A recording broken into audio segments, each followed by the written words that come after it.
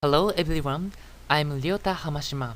My presentation is about cultural continuity and community music in Yiddish culture, from my master thesis on cultural sustainability from the viewpoint of Jewish music last year.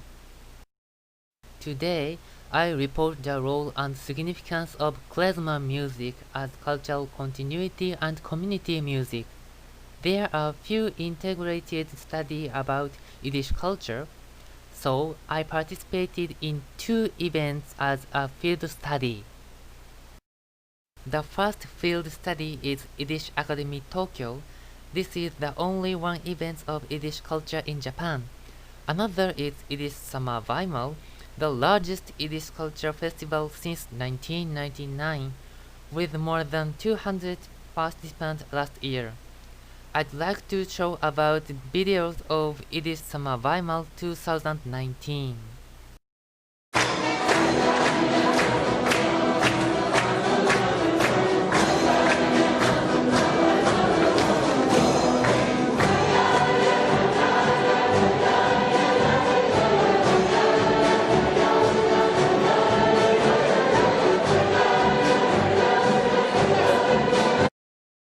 Generally, Yiddish culture means the culture of immigrated Jews to Eastern Europe.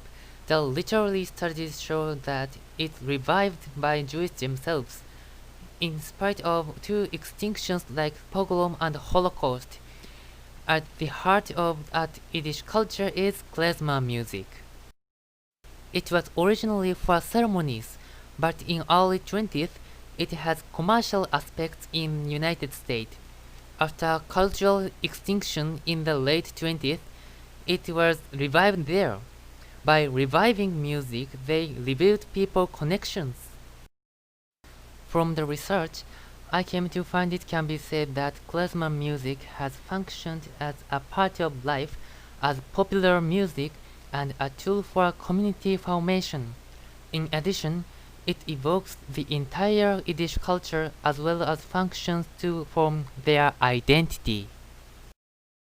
Because they carry on their own values such as Jewish teaching and education, lifestyle, knowledge, skills, and values through klezmer music. It serves as a transit point for intangible asset. Especially, education is one of the important intangible property for them. They expect music to play an educational role. Hazan is a cantor for Jewish chant Bible, and when they heard the cantor melody, Jews recall religious words and ceremonies. Another characteristic of klezmer music is to be played with dance, namely Yiddish dance. Dancing is a tool to communicate with God and people. It contains cultural Jewishness, such as gestures born in Jewish society. In other words, it is a symbol of Yiddish culture.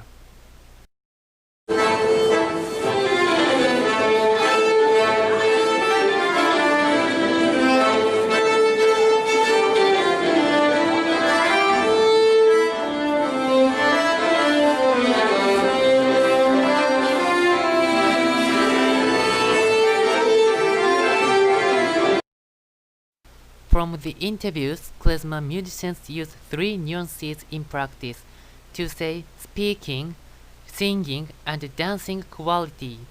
By spontaneous use of three qualities, performers often transform music and create rich expressions. So do dancers. Jeff Feldman, who is a great Jewish researcher, mentioned that Jewish dance created signifiers parallel with those of Jewish dance music, whether of the instrumental or the vocal kind. My opinion is klezmer music and Yiddish dance functions as a parallel languages and as a tool inheriting their cultural elements.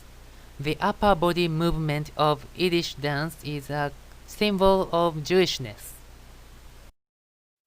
In my conclusion, it can be said that Yiddish culture has become a tool for forming ethnic identity for Jews, a communication tool to connect them. It forms a large community that transcends racial boundaries. It takes on a role for cultural continuity. Then, Yiddish Summer Bimal 2020 was given this year, but all workshops and concerts had online courses, allowing only German residents offline. Everyone danced sitting on the chair separately outside. Fortunately, their important the upper body movement was barely possible. In the end, as a worker in the theater, I'd like to report a little of music activity in Western Japan with COVID-19. February 26, big events and outreach programs were cancelled. From March 25th, many theater and hall were ready to close. April 7th, declaration of a state of emergency in the major cities. On 16th, all the theaters were closed. The declaration was lifted and schools reopened. On 25th, however, community programs have been restricted. As you can see, you need participants to keep distancing. In theaters, since June, capacity restrictions have been gradually eased according to the guideline, but the audience feelings are still self-restrained. I think we should take the initiative in creating a place for community musicians. And last but not least, thank you for this opportunity today with the support of Dr. Mibu. I feel the succession of music culture highly depends on cultural events.